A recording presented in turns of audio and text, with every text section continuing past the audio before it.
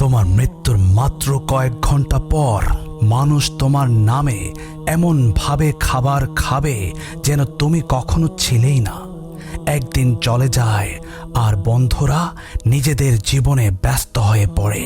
তোমার নীরবতা কারো কানেই পৌঁছায় না। এক সপ্তাহ পর তোমার চেয়ারে অন্য কেউ বসে পড়ে। তোমার জায়গা আর তোমার থাকে না, আর তোমার জিনিসপত্র গোছানো হতে থাকে, ঠিক যেন তোমার কোনো অস্তিত্বই ছিল না। 1 বছর পর তুমি শুধুই একটি পুরনো গল্প হয়ে যাও, যার আলোচনাও দিন দিন কমে যায়। তুমি সারা জীবন এটাই ভেবে কাটিয়ে দিলে যে মানুষ কি বলবে। সত্যিটা হলো, কারো কাছে তোমাকে মনে রাখার মতো সময় নেই। সবাই নিজের লড়াই লড়ছে, কারণ এই পৃথিবী একটা যুদ্ধের মাঠ এবং আমরা সবাই এক একজন যোদ্ধা। সবাই নিজের ক্লান্তিতে ডুবে আছে। তাই পরবর্তী জীবনের কথা ভাবো, যে জীবন কখনো ফুরাবে না।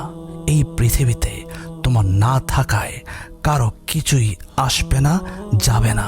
এই পৃথিবীতে তোমার না থাকায় কোনো কিছুই থেমে থাকে না।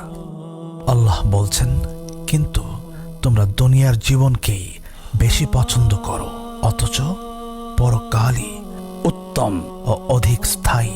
নবী করিম সাল্লাল্লাহু আলাইহি ওয়াসাল্লাম বলেছেন, বুদ্ধিমান সে যে তার নিজের অন্তরাত্মাকে মানে নফসকে জয় করে এবং পরকালের জন্য কাজ করে, আর বোকা হচ্ছে সে যে তার নফসকে তার কামনা বাসনার পেছনে ছুটতে দেয় এবং আল্লাহ সম্পর্কে ভ্রান্ত আশা পোষণ করে। আনাস বিন মালিক রাদিয়াল্লাহু আনহু থেকে বর্ণিত, আল্লাহর রাসূল সাল্লাল্লাহু আলাইহি ওয়াসাল্লাম বলেছেন, যে ব্যক্তি পরকালকে তার লক্ষ্য বানায়, আল্লাহ তার অন্তরকে সমৃদ্ধ করে দেন, তার বিষয়াদি সুসংগঠিত করে দেন এবং দুনিয়া তার কাছে চলে আসে, সে তা চাক বা না চাক। আর যে ব্যক্তি দুনিয়াকে তার লক্ষ্য বানায়, আল্লাহ তার চোখের সামনে তার দারিদ্র্য তুলে ধরেন আর বিষয়াদি বিশৃঙ্খল করে দেন এবং দুনিয়া তার কাছে আসে না, তবে তার জন্য যা নির্ধারিত হয়েছে তা ছাড়া।